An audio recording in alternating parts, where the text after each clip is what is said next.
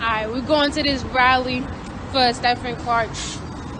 No justice, no peace, no racist. Where everybody at? I don't know where they at. We the only ones here. Go ahead, Poppy. No justice, no peace, no racist police. Yo, I don't know where everybody else at, but we here. Where you at, Larry? It's cold out here, Larry. Go ahead. The public don't. You know why the public don't know? Because the mainstream media won't tell them. That's why. But We got to be out here on the street. But that's what. Waiting to get a handful of people together with the signs and the extra speakers and try to stop traffic. But those people are basically like brainwashed by the media and by everything else. And money. So how do you get to them if you don't? You got to beat them. You got to beat them where they start to socialize it from. That's what I think.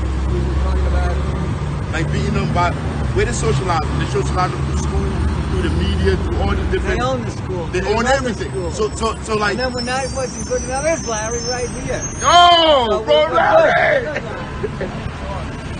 Brothers and sisters. Yo, that's Larry A Hand back revolution, there. that's right, that's what the Bible said. When the last shall be first and the first shall be last, that's a revolution. You know what the black people used to say in the Civil War? Black people used to say, when the Union soldiers would march on the plantation and take the slave master prisoner, the black soldier would look at the slave master and say, bottom rung on top now, master. Bottom rung on top now. See, that's called a revolution. Bottom rung, you ever climb a ladder? The last rung become the top rung. Bottom rung on top. That's a revolution. We need a revolution in America. That's right, we need a complete change. Yes. That's right, we need to get rid of Trump. But if you think just getting rid of Trump is enough, you're dreaming. But it's something we got to do. It's like, you know,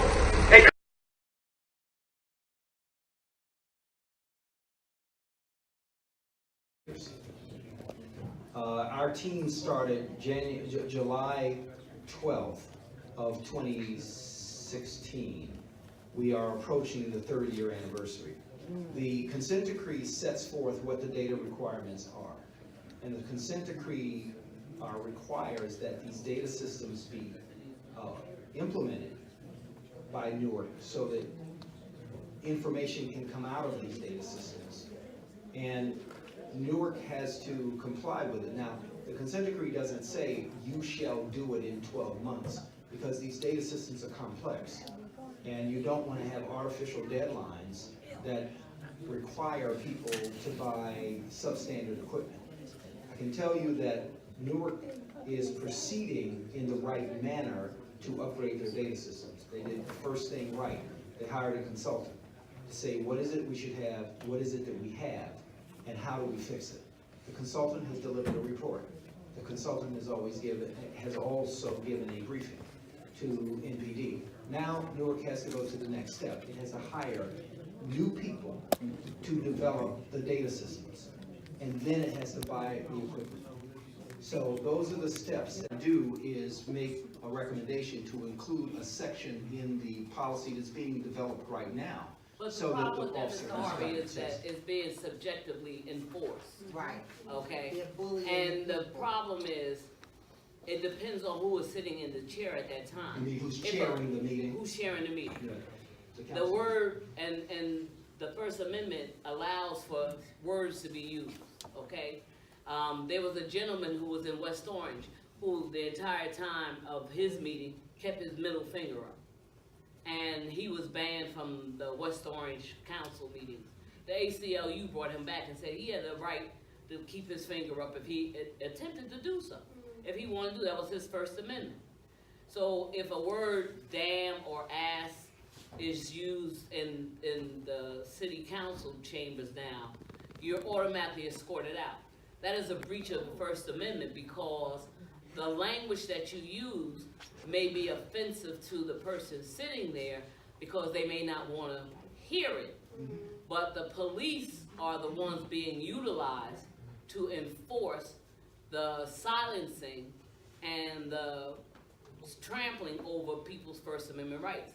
I know about what the state law says. and the ordinances say.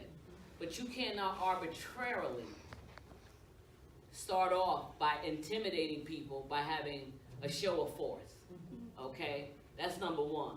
Number two, you cannot arbitrarily come up with rules that supersede the state law. And if the state law and the ACLU, there's case law that has been presented that shows, I mean, there was a gentleman who, in Fairfield, when the police officer gave him a ticket, he said, "Thank you, MF." And so the police officer arrested him, but they called him an MF. Well, the ACLU proved that the man was in his right to call him an MF. And he was released. So what I'm saying to you is the majority of the people that are in here are experiencing biases because there are people who are being targeted already, that when they go to the podium, that the police are on alert, that they're gonna walk up to them and escort them out. So then the 2017 training that took place in January, that your book, your consent decree, May 4th, 2018 said that was First Amendment rights. They had been trained in 2017. Introduction. Then the introduction, Yes. well, I wanna know why it's, Well, okay, That's happened. you may have given yourself your own answer to that, and if the ACLU has taken action in these other townships, they probably have done it in Superior Court.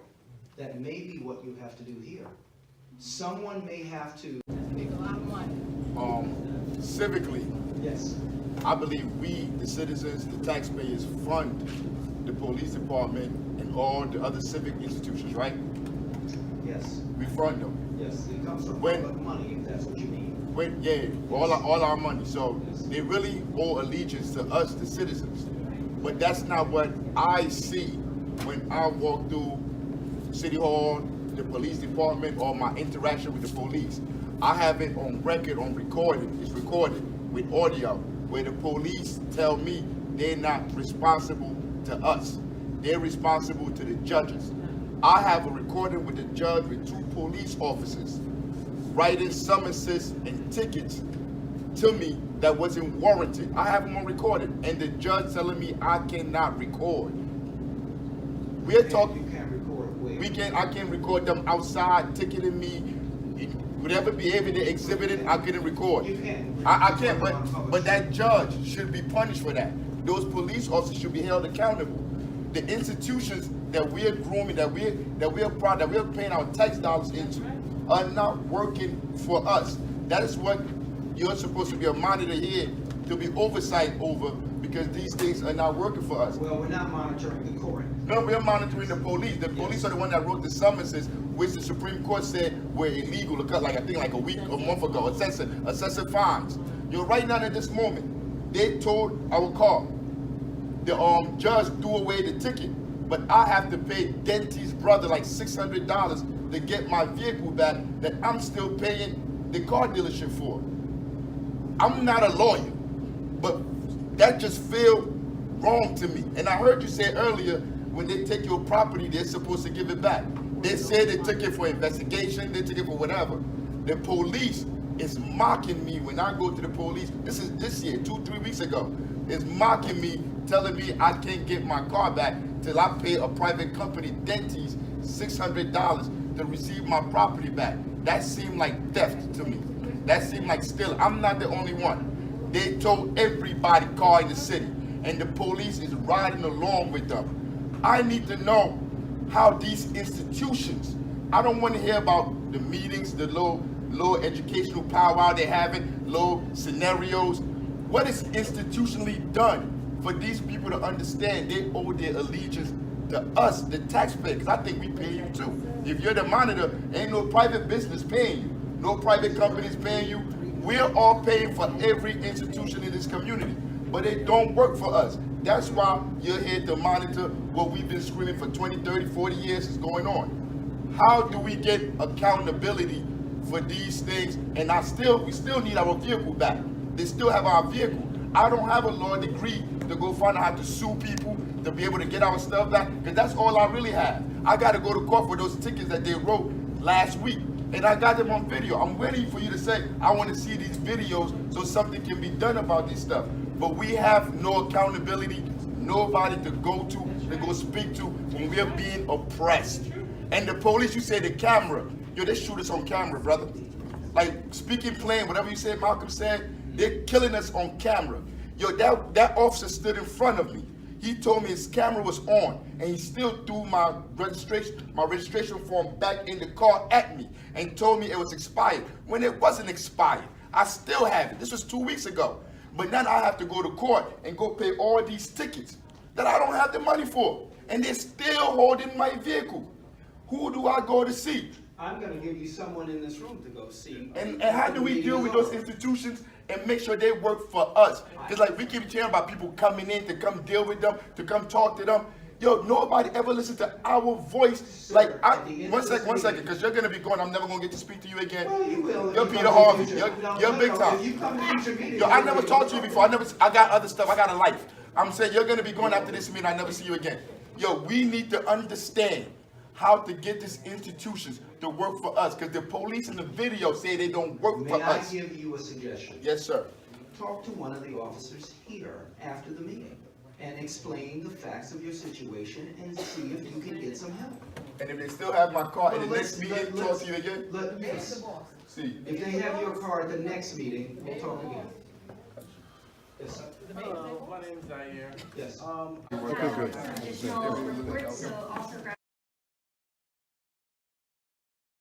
But I sent this in, I submitted it to MPS, and MPS did nothing about it. He was never investigated, there was nothing done. I got 1 minute and 32 seconds left. Hey look, we vote, all of you up here, like Latino, Spanish, and Black. Your people died for 40 years for you to sit up there to manage these institutions that govern our lives, like the public school, the police. None of these people believe they work for us. I had police on camera last week telling me they don't work for the citizens. They work for the judges and the people that pay them. They forget we pay them. We pay you, we pay firemen, we pay everybody, teachers, everybody in the community.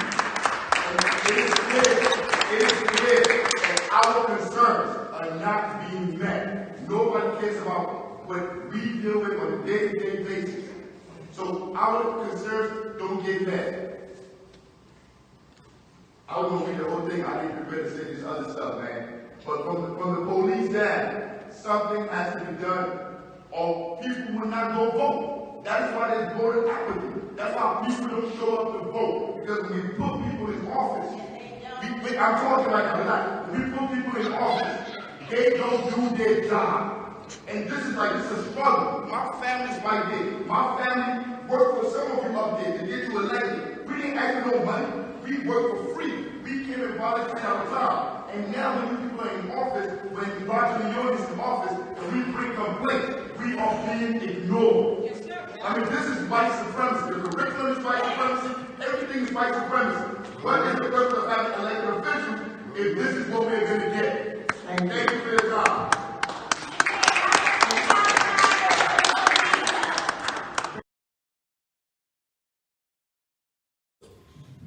Maplewood, which uses force more than 11% of every arrest, had the highest rate of use of force in the state. You know, you have some other ones that are up there pretty high, Nutley, Belleville, you have Newark, which came in slightly below the average. And some things to point out is there's a lot of particulars about this data in there. You know, I look at a place like Bloomfield, which is sort of you know, it's pretty high up there, but not close to the top. They, you know, have taken a lot of efforts to totally reorganize how they approach use of force. It took a pretty nasty incident for them to start doing that, but that doesn't necessarily show up in this data because it is what 2012. Officers have a choice about how much force they use. And we know that in the African American community, they choose to use more force rather than less force every single time.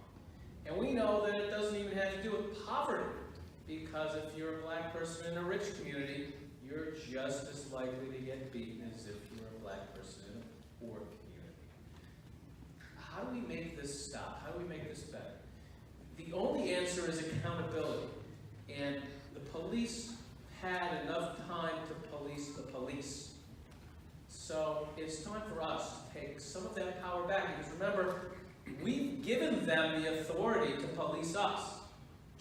It's we the people that have that power, and we need to take some of that back. I said this. Slip in. The spook is set by the door. Let me slip in. Yeah. Some of you get it. And since that time, I have been out here doing this work. Just recently, last month, in Patterson, they just had a riot in Patterson because the guy who got killed after going to the police. If some of you have followed the story, this is what happened on the night when I goes over there because I got called. They said, Kirby, could you come over here? When I came on the scene, I have a shield that says Crisis Intervention Specialist. Yes. So when I came on the scene, I had it around my neck. I goes to the people, my people. I said, they thinking I'm a cop, but I'm like, oh, bro, I'm here to make sure they don't kill you. But when the cops saw me, all the white cops, I'm gonna call it what it is. If you're offended, apologize, but you have to deal with reality here. When I seen all the cops, they thought they seen the shield, I wanted them. So we gotta protect one of ours, even if he is black. So when they came over, I was like, nah, I'm good. These are my people. And as I'm talking to the people, my people, I have to let them know, listen, I'm not one of them. I'm here that they don't kill you because you're out here protesting and yelling. They have guns. You have nothing.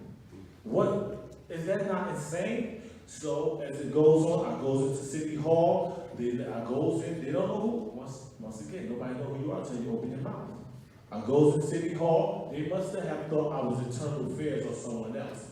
So I goes up to the chambers where they was holding the meeting and everything. It was full in there. There's no need for me to be in there. This is an order. I need to be outside where it's out of order. I goes back outside and you have the cops. No black cops. All white cops. As a matter of fact, it's on video. I had it on video on Facebook. So I went live with it. So it's all white cops taunting the crowd. Taunting the crowd. Talking about a drink of water. Because remember, if you've seen the video, he was asking for some water. That's what he was asking for. So they out there cracking their bottles of water, teasing and taunting the crowd. We goes around to the back. The cops come around to the back, all on motorcycles and on foot. Not one African American cop in sight. Taunting the residents, saying, oh, laughing, oh, man, how y'all feel now? I'm there with a badge on, saying to them, why are you taunting them? I'm trying to keep the crowd down. Listen, y'all, it ain't going down tonight. No one's dying right here tonight. Calm down. They're going to be who they are. But see, this is what we don't see. And people don't talk about it because they're afraid to. But you're looking at a survival of years of police brutality. I get pulled over still. When I get pulled over, am I afraid?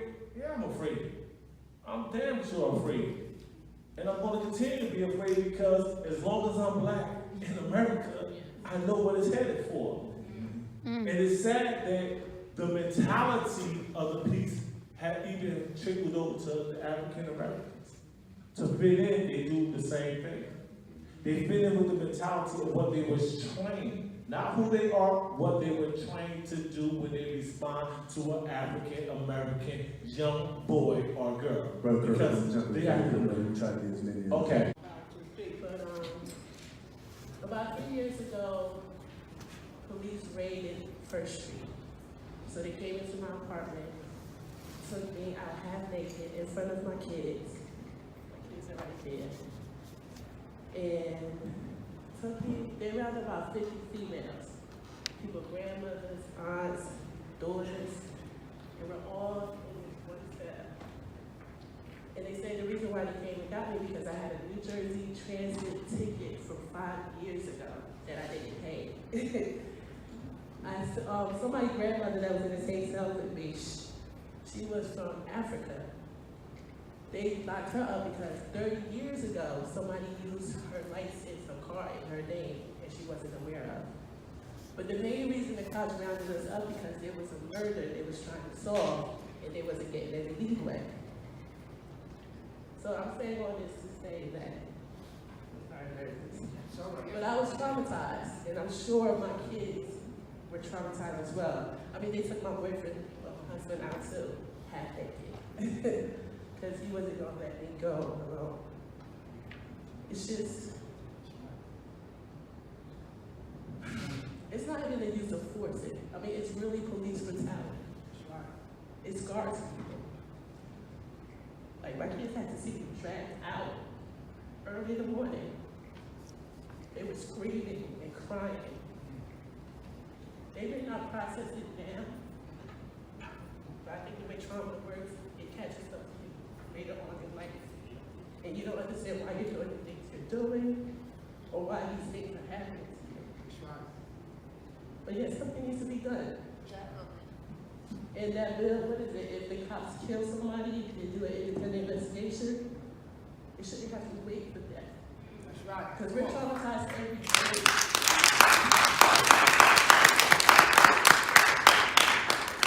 We have to deal with the police every day. Our kids have to see us deal with the police every day. And they have to grow up dealing with the police. I mean, enough is enough. I mean, I don't think there's enough bills we can pass. Like that gentleman said, they need to be held accountable. They need to lose their jobs, or they need to lose somebody in their family. Because it's enough is enough. You shouldn't have to deal with this. That's it. Thank you.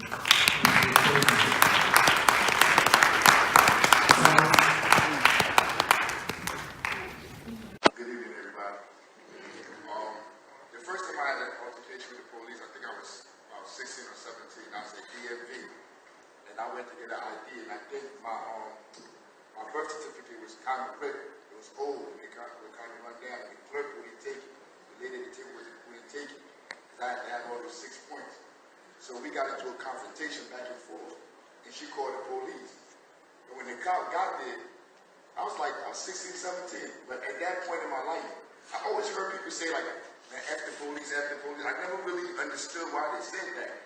I just knew like everybody hated the police in the hood, but I really didn't know why. He grabbed me, threw me against the wall, and then he took his boot and stomped on my calf. And the skin peeled off my leg. You could still see the scar still right there on my foot. For the rest of my life, I will never forget that. And when he did that, in the back of my mind, I was thinking like, how could he do this? Like, where's his humanity at? He's supposed to be a cop. Like, how can you push me up against the wall and just do that and everybody here is okay with it? And like, in the back, like, I just kept thinking about that. But that was my first time really confronting the police. Another time, I was laying on the floor. They had me in front of my mother's house. They was looking for somebody. And they had me dead on the floor. And the cop kicked me in the back of my head. And my skin scraped off right here on top of my lip.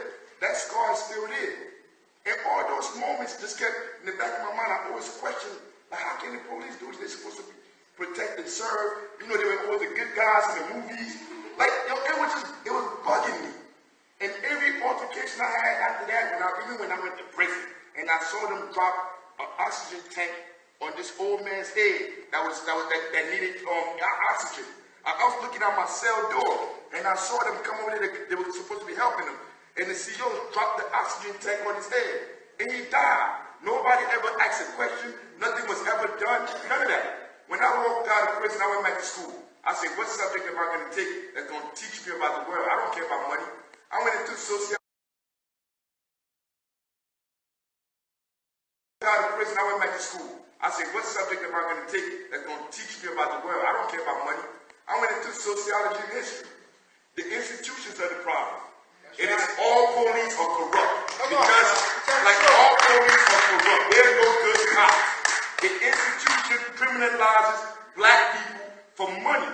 They use our bodies to make money. So it starts to make sense to me now. You can be a good person, a good child that's raised by your parents, and you're sent into this institution to go get a job.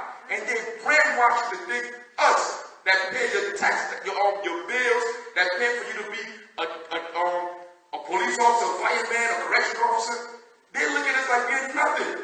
They don't teach them in the academy. They work for us. They teach them that they work for a bureaucratic system, that the person that got the that your boss is their leader, that's what they need to listen to. So no matter what happens when they come, they all lie. They lie right in front of you with the camera on. Everybody can talk about camera. The camera be right there. Last week, I got a video on Facebook now that got 10,000 views. The police broke tickets with a judge, accompanied by a judge. And the judge was lying, saying we couldn't record, like we don't know the law. But my family's not the regular family. We are all revolutionaries. Come on, brother. And whoever's a revolutionary, down to your youngest child, should be a revolutionary. Nelson Mandela said it. He said, I read somewhere, he said, like my mother came to me and told me, like, don't worry about these white people, they're good people. And he said he started thinking in the back of his mind, like, if I don't even have my house under control, how can I lead anybody else? So he had to go teach his own house how to be revolutionaries. The time for talking is over. Like that, just like the sister said earlier. We have to stop talking. It's been 50, 100 years of the same kind of treatment. I went back to school. I forced myself to go back to school and learn and read through all the history pages of what's going on in the community. And no police is good. The system is corrupt and they use us to pay the bills of the people that work for the city. That's the story of the police department. They don't bring justice. The correctional facilities don't correct nothing. I've been there. You don't go to school. I had to pay to go to school when I was in prison. My mama sent me books from a college, some college, I heard Penn Foster. And I took my test and I sent it to them and they sent me my grades back and I graduated, whatever.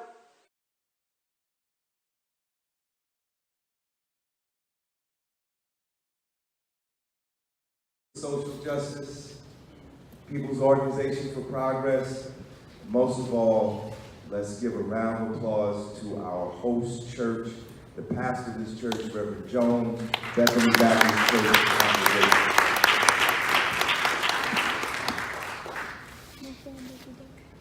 Power to the people. Power to the people. Go get it, Mom. I wish that the victims' families were here tonight. You heard from Sheila Reed, whose son was killed while his hands were raised to surrender. Shot 7 times at point-blank range in the head. We know about Sandra Bland, who died in the jail cell. Jacquees Graham died in the jail cell. Sandra Bland was in Texas, Jacquees was in East Orange, New Jersey. We know about Basir Farrell, that was killed on Tillinghast Place, shot in the back while he was running, just like down here in North Carolina, Walter Scott. Shot in the back, Basir Farrell. Abdul Kamal had a cell phone in his hand when he was shot 15 times by Irvington police on Stanley Place in Irvington, New Jersey. Kashad Ashford was unconscious, slumped over the wheel of the car, according to his mom, shot 4 times in the head by Lyndhurst police and state police. Kashad Ashford in Trenton, Regaz Hearns in Trenton, 14 years old, shot 7 times in the back by Trenton police. And miraculously, he survived. Go. Warren Lee, we know about Eric Garner that was strangled to death. Warren Lee was strangled to death on Sherman and Vanderpool in Newark. Rashid Fuquan Moore, car stuck in a snowbank on the corner of Springfield Avenue and 14th Street, shot to death while he was sitting in the car. Bilal Cooper in Irvington, New Jersey on 21st Street had his 2 children sitting in the back of the car. He was shot to death in the car while the children was in the car by Irvington police. Shakan Nance, shot to death while he was handcuffed on West Bigelow. And on and on and on. We have many, many victims. And it continues. And it's going to continue. That will feed other kids in the community, and as a result, they brought that into the school. You don't need no adult here to tell you and get in the streets and fight for yourself. All you need to understand what are the political and economic problems, and you address that by bringing school young people together. Young people are the movers and shakers of history, not adults. Adults are comfortable with their car. They are comfortable with their house. They are comfortable hobnobbing, eating snails, and with the political and economic elite. Young people have always been the one to overturn society. So what you need to do, young brother and young sister, is to get into your school and say, how many of you feel the way that I feel? And take to the streets. I just was released. But I've seen when Cammy Anderson got kicked out of the North. That's right. I was there. That's right. We ain't play no games. Don't allow the superintendent to tell you can't have a student union. You form your own student union. And you tell other young people, we're not going to go to the class. Or we're not going to go into the mess hall. We're not going to do anything until you answer our demands. You don't have to wait for your mother to tell you anything. You don't have to wait for anybody on the Board of Education to tell you anything. You want a student union? You said we're forming one, and if you don't like it, you can go to hell, and you're not going to the class. You have to take back your power. Right. Don't give it to nobody. And you're shaking your head. Politicians talk. This is what you're hearing your politicians talk. I'm telling you what, gosh, our people here in this society, August the 19th will be 400 years that we've been in this country. At every stage of the way, we had to fight. We didn't petition the politicians. We didn't cry. We didn't beg. We got in the streets. In 1968, this is my last point. In 1968, in Brooklyn, there was young people who wanted a school for themselves, people of color in New York. In order for them to get that school, you know what they did? They stopped going to the white school. And they said, we're not going to allow that till we get good, decent black teachers that will give us an education that teaches us our true history about who we are, our relationship to our community, and our relationship to the world. You are the power that we need in our community, not adults. You have the ability, the same way you gave us that wonderful presentation, the same way you can stand up before your teacher and say you're teaching us incorrectly, and as a result, we walking out this classroom. That's right. You That's a fact. That's a fact. Hey, and record it. Hold up. I let it fall where it fall. When the parents speak up, they don't listen to the parents, especially when you're the loudest one in the room. They're like, we gotta understand inside these schools it's a business. Everybody in there got a job, everybody has a job to do, and they care about paying their bills. This is from my 10 years of working with kids in the school system, in MPS. For 10 years of us working for free, nobody paying us. When you complain, they don't listen to you, they don't even take a report, they don't do nothing, they just tell the other people inside the building that you're crazy. Yeah. And I see it. My daughter got pictures of the worms in the food at the school inside her phone. They complained. My son and them wrote a petition. Roger Leone told them, don't submit the petition. So it was like, it's not like they're not saying nothing, nobody's saying anything. I was there when Roger told him, don't submit the petition. Right. I've known Roger for 10 years, since I've been dealing with the school, going to all the protests and all this stuff, all that. I've known Roger, so like, I didn't just meet Roger. I don't just call people racist and bigots or just throw out names just to be throwing them out. I wrote a complaint, I submitted it to Roger, I called him on the phone, I sent him an email. He never answered my complaint about the racist at the school that was throwing food on the floor, that doesn't spend no money on the kids, that don't care about the kids, that take pictures of the kids. And we don't know what he's taking pictures of them for. He told me he's a white nationalist. He told me he voted for Trump. History. American history. And but it's not just history. And look, they complain. When I first walked in here, I don't know what your problem is, but I got issues, and if y'all got issues, we got issues, so we together. But like, I know you complain. I know we all complain. Yo, they make me out to look crazy. When I tell them like he's a racist, yo, Roger, you're a fascist. If you're the leader of an institution that is racist and fascist, bro, you're a fascist. Like, it's not my fault. I didn't design that. I didn't make the rules. You're Roger Leone. You're head of the superintendent. I wrote a petition. I sent it to you, telling you like, look, bro, this dude, this is what he did. He messed up my son's transcripts. He called colleges, taking away scholarships, bro. Like, there's no investigation. So you know what that's telling me? You're in cahoots with the racists. That's all it's telling me, and you are okay with it. Then it says science high school. It said this high school, bro. It's a problem. It's not an isolated incident. And you know who organized people to go to those meetings? The people that have the funds to. I went to the meeting. I was there. The white man, I was sitting up there, told the people in the crowd, "You can't clap." I told them, "Who the hell you think you are to tell people they can't clap?" I said in from the back of the room. Everybody sitting around looking like, because they're all scared. They all got jobs. Nobody paid me. So you're not going to tell me to be quiet. He's lucky my name wasn't on the list. I tried to get on, but it was too late. I mean, but I'm not going all the way to Woodbridge because my paperwork ain't even right to drive all the way to Woodbridge. I mean, like, if somebody wanted to go to Woodbridge, somebody that's getting paid by the taxpayers from the city is supposed to be organizing the kids to know how to fight back and the parents on how to go.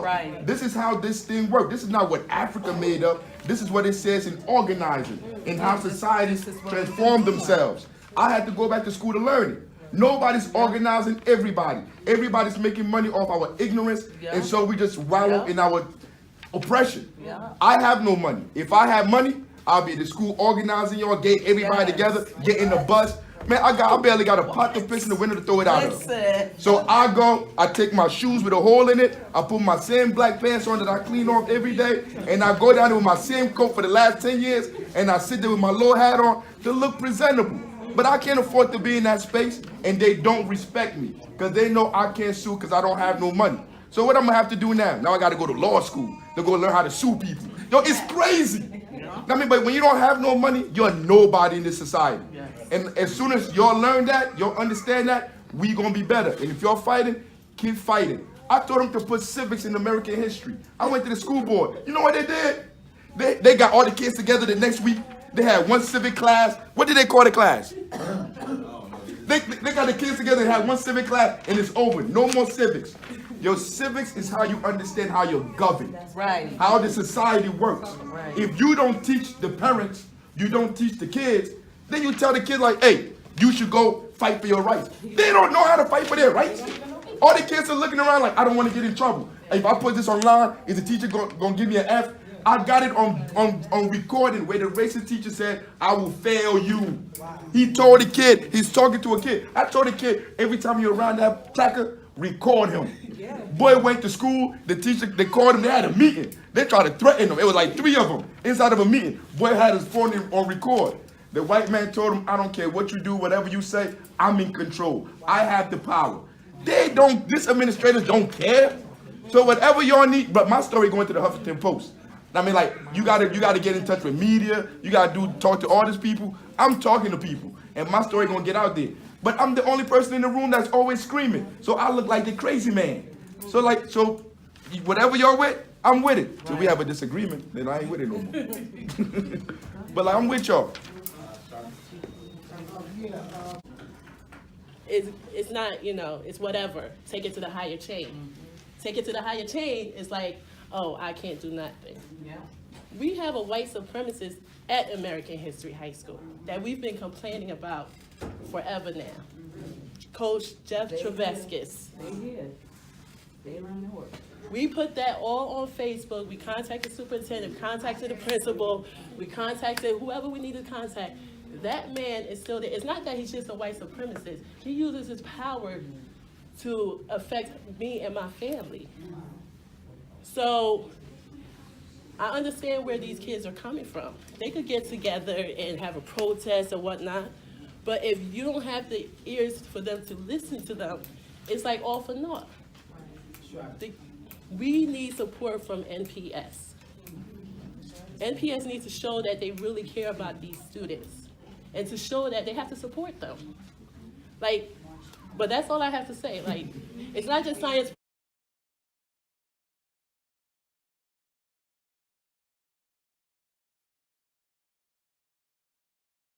The world is experiencing a deep level of poverty and brutalization. What is happening in the Congo is a crying shame. A crying shame. 6 million little black babies, little black women, little black adults have been dying since 1995, and the movement is not raising their voice in condemnation of that. That is a shame, because the oil that is in Venezuela is no different from the coltan and the Congo. It's no different from the bauxite. It's no different from the gold. All of these things is why militarism, imperialism, capitalism is alive and kicking around the world. So we have to tie all of these things into our struggle. And brothers and sisters from around the country, from around the world, I'm gonna come we back. must Inroads on college campuses